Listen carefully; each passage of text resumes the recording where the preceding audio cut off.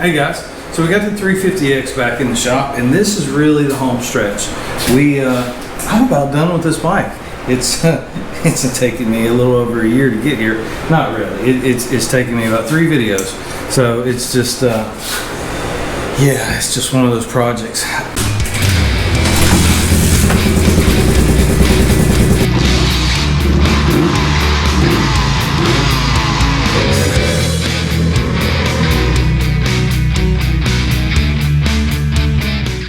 It needed everything. It needed all the bearings. So last video, if you saw it or if you didn't, you may want to look it up. We did the whole front end. We did the steering bearings and we did the axle bearings. And now we're going to take care of the rear. And this mechanically is probably the last thing this bike needs. We'll check the brakes while we're back here. We're going to pull the rear axle out. Now, just so you know, you can replace the entire housing, which is what I have here. These, you can get them pre-loaded. They're actually not that expensive. Already has the bearing in it, already has the spacer in it. This one has a greaser. This is just exactly how it comes out of the box. Or you can get just replacement bearings and you can keep your factory carrier, as long as your carrier's not wore out. There's also 2 external seals, one on either side. And then on this side here, which is actually going to be on your left side the way it's on the bike, these are actually adjusters. You would spin this and it cams inside the housing. We'll go over that once we get it in. But I wanted to tell you the options. You can get it loaded or you can get just the bearings. Of course, the price reflects that. The reason I went with the carrier, it's so easy, but whoever the previous owner was that owned this, he let a beaver go after this thing, and the carrier is just all chewed up, pipe wrench probably, and it's just, it looks really bad. I'll show it to you. And we've gone so far with this bike. I hate to leave something that's just so obvious, and really when I bought the bike, it jumped right at me, and I almost didn't buy it because of this. If you look here, this is the carrier, and if you look at all these teeth marks, it's just, I mean, they hit it with a chisel and they hit it with a chainsaw, and it's just a big mess. So everything else seems to be relatively in order. The stay look fine, and you know, axle bolts and everything. I don't know what we're going to get into, but I just didn't like the way this looked, and I thought a nice carrier back here would certainly look better, and it's easy. Now, if you're not sure if you need bearings or not, basically you can take your 3-wheeler and lift up on the handlebars. When it's sitting, I've got it on the lift here so the tires aren't touching the ground. But you can take your handlebars, and if you pick up on the handlebar and the back tires stay on the ground but the whole bike pivots, that's your rear carrier bearings. It's not yet noticeable on this bike or this trike, but they will get bad enough that you'll hear them. They will get bad enough that you will feel them as you're riding, especially on a hard pack surface. And we've done so much on this bike. I mean, we split the case, we rebuilt the entire engine. It's got a brand new wiring harness on it. It's, aside from paint and powder coat, it's been gone through. But today we're gonna pull this rear carrier out, and we'll kind of go through the steps of what it takes to change your rear carrier. It's the same process if you're changing just the bearings or if you change the whole carrier. Now, you are going to need some special tools, and no, I'm not doing any plumbing. The axle bolt on these things can get really stuck on there. I don't know why, I don't know what it is about that bolt. Probably one of the hardest bolts you'll ever take off on a 3-wheeler. But yeah, you're going to need some big tools. A couple pipe wrenches, maybe a big crescent wrench, something like that. Maybe even a piece of pipe and extension to get some leverage. I mean, it can be a real bear. So be mindful of that before you start to pull your trike down. You're going to need some specialty tools on this one, or at least big tools.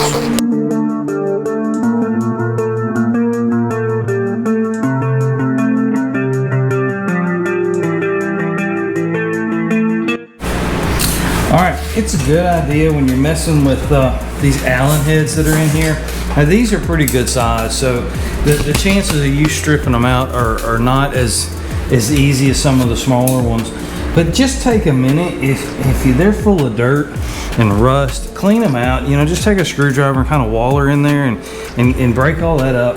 And then when you do put your wrench on it, what I like to do is I kind of like to seat it down deep as far as it'll go. Basically, I want to hit it with a hammer. And I want to make sure that it gets fully engaged and it's not sitting in there kind of crooked, because sometimes they will do that, and that will cause you just drive it on in there, and then for leverage, I'll take a boxed-in wrench like so, and I'll just slide it on. Now be careful, you know, with all of this. It can slip and catch your knuckles, but that's what you want. And it's, you know, you just wiggle it back out. Wiggle it back. There you go. So those two things I think would probably keep you from stripping most of these out. Is be sure that they're clean before you ever start, and then when you get the right size Allen wrench, tap it and get it to seat all the way down in there. And then if you do need some more leverage, you can always put a piece of pipe on here. A small piece of pipe will work. A boxed-in wrench works really well. I always seem to have one of those laying around. And that's really all there is to it. But that's two good tips to make sure. And I'll tell you, I watch a lot of YouTube videos. There's a lot of guys that run the little socket Allen wrenches, and those are nice. I have them, but what I do see them using, I see them using those with impact guns, and I would not risk that personally. I watched a guy the other day. He was doing a very delicate job, and sure enough, he had his impact gun, and he took one of these and had it in the impact gun, and it broke it right off. And he ended up, I know just from fact, I broke enough bolts that he probably had a good hour in trying to get that bolt out. And I'm not saying it wouldn't have broke if he'd have done it by hand, but I just think an impact on an Allen is just a bad idea. If I can explain it briefly, the way that castle nut goes onto the axle, it actually threads towards the brake caliper and exposes a snap ring.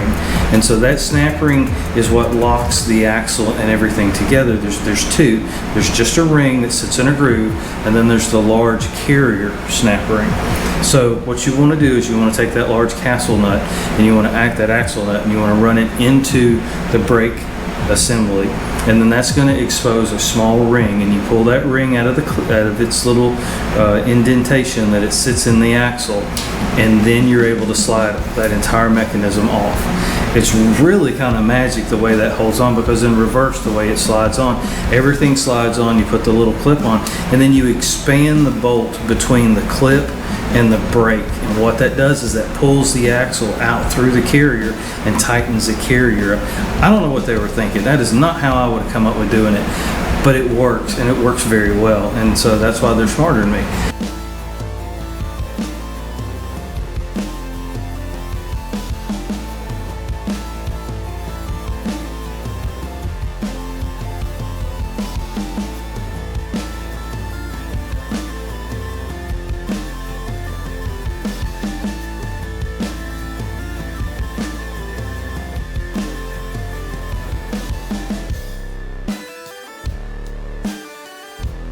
All right, so there you go. This is what's left of that carrier, and y'all saw I had to get a little rough with it. I kind of figured that's what was going to happen, and that's another reason why I went ahead and bought the carrier. It literally just slides right in. The bearings in here, I don't know if you can hear this.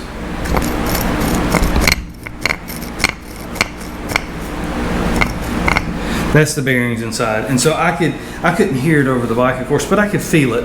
I could feel it in the bike, especially on a smooth like concrete or asphalt. You can kind of feel the back of the bike kind of chirping a little bit. This one doesn't even want to turn, so that probably freed up 40 or 50 more horsepower right there. But anyways, that's a rear carrier. It's not that scary. A few things to note: that there's that big circlip you saw me fight with.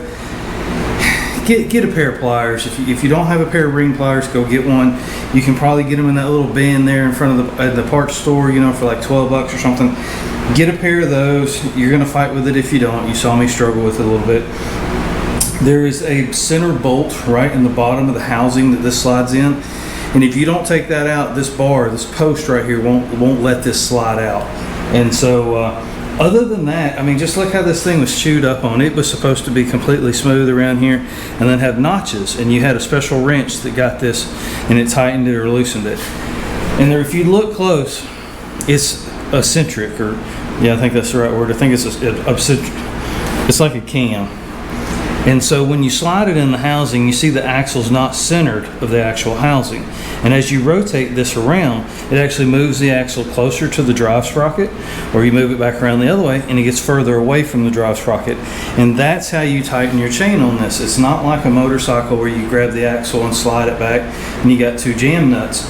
What you do is you actually rotate the carrier, and there's about an inch of adjustment front and back that way. And then once you get it where you want it, then you lock down the 2 Allen head bolts. And then once you get those locked down, then you can go back with a little set screw in the back.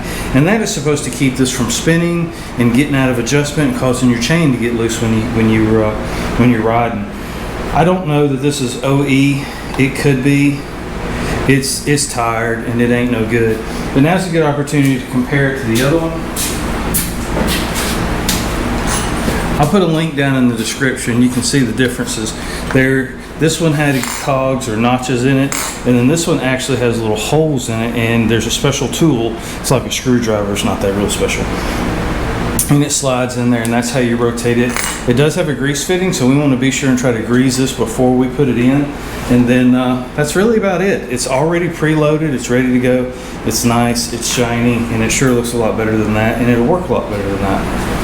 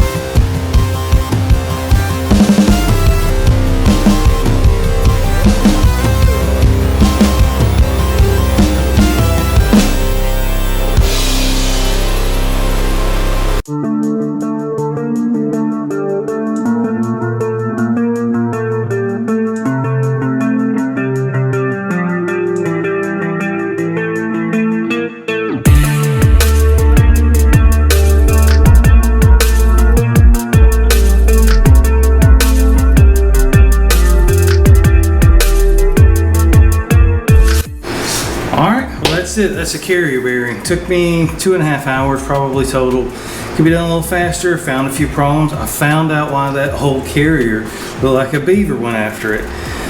Apparently they put in some different bolts, and the bolts were too long that held the sprocket on, and when the bolts came around, they were actually hitting the carrier, and that's some of that self-clearance, and I guess, and because the carrier was aluminum, it was the first thing to give, and the bolts did not.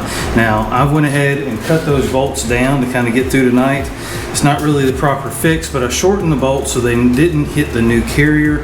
I will replace it with the proper bolt, but in the meantime, we're good. All I did was just cut the head of the bolt down a little bit and then cut the stud that was sticking out past it off. Clears the new carrier fine. You saw me use a little yellow, what looked like a screwdriver, and that's rotating that carrier forward and aft, which was tightening and loosening the chain. And who caught me putting the axle in and not putting the chain on it? Yeah, we all make mistakes. So just not a big deal. Take the chain apart at the master link and put it back together. Now here is a tip on master links.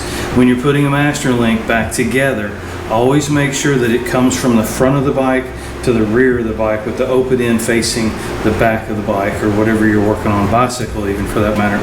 So that's kind of something you need to know about a master link, is that outside retainer clip always comes from the front of the vehicle towards the back of the vehicle. If it happens the other way and you catch it on something while you're going down a trail, it will pop that pin off, or that retaining clip off, and then there goes your master link and your chainless. But that's it. That pretty much wraps up the 350X. I got to thank some folks. I'm going to take a minute just to really heartfelt thank some guys that kind of went out of their way to help me out. This is a few things that I ran into with the 350X I'm not familiar with. Lou Pathello over at Facebook. He's got a Facebook group called King of the Hill. Lou, thank you very much. He's helped with this project behind the scenes. Y'all keep an eye out. He's probably going to be starting his own channel pretty soon. He is the go-to guy for 350X parts. Preston, of course, thank you for your help. And as always, our sponsor, Curtie Eldridge over at 223 Cycles. Thank you, Curtie, for the carburetor. That carburetor is dialed in, y'all. I'm telling you, a 400EX, but it's not just a 400. It's not just out of the box. You need to get a hold of Curtie and find out what he does to it. I'm not going to divulge his secrets. That's what makes him special and makes him Curtie. And Curtie, thank you very much. But guys, if you've got a 350X or even a 250ES or a 250SX and you're looking for a better carburetor for those bikes too, give Curtie a call at 223 Cycles. Tell him what you're working on. He'll get you into the right carburetor. It'll be quick and you will be very, very impressed. But overall, I can't say enough good things about this bike. They really knocked it out of the park. It's got plenty of power. It's very responsive. Disc brakes, front and rear, full suspension. You know, it's just, it really is a fun bike to ride. It rides good. I'm playing with tires, as you can see. I've got some 18s on the back here. I don't think I'm going to run 18s, but I had them. And I wanted to see how it would ride. The gearing, of course, that changes the gearing. It lowers the bike down a little bit. That changes how it handles. I do like it sitting lower, so we will go with some 20s on the back. Probably keep that front tire. It's a brand new tire. The previous owner put it on there. It's a Bear Claw. It's a nice tire. It's a quality tire. But I'm probably going to go with a 20-inch rear. So coming up next, we've got a 200X top end. The motor's actually been punched out. It's 2 over. It's a 65.5 millimeter engine, which is pretty cool because I have yet to pop one open and find aftermarket parts. Everything that I've worked on has always been original, and so that was kind of cool to find that out. And that's what take that video an extra week to get made too, because we had to kind of back up and punt a little bit. So that's always cool. 250Rs coming back. Want to do some more to that, more probably riding videos with that bike, and I want to do a shootout between the 350X and the 250R. But that's it, guys. That's a carrier bearing. It's not that hard. A couple hours. Take your time. It's going to take some big wrenches. You saw the tools I was using, that large circlip that holds the carrier in place. Please be careful with that. Get you a pair of circlip or ring pliers and take that off the right way, not the way I did it. And be careful, and you know, if you want to put a towel on your axle and grab it with a pipe wrench, you can do that to kind of keep the marring down. I didn't really worry about that, but if your bike is really nice, you may want to. Other than that, it's real simple job. Remember all of your nuts and everything on the right side of the axle, so the axle passes out the left side of the carrier. But that's really all there is to it. Once you get your mind wrapped around that bolt, you're actually making that nut and the sleeve or sheave that it rides on, once you realize that you're making that smaller and that exposes that little ring, once you pull the ring off, then you can take that whole assembly, it's just spline, that whole assembly and slide it off. This weekend should be a pretty big weekend. It's going to be a lot of content coming out of this weekend. So look forward for that. I'm excited about it. But as for this particular 350X, I think we're done with it. I think I've taken it as far as I really want it to go. So as always, thank you so much for watching. Please like, share, and subscribe to the videos. And I'll see you next week with something else. I don't know what we'll get into, but it'll be something good, I'm sure. So what are you riding?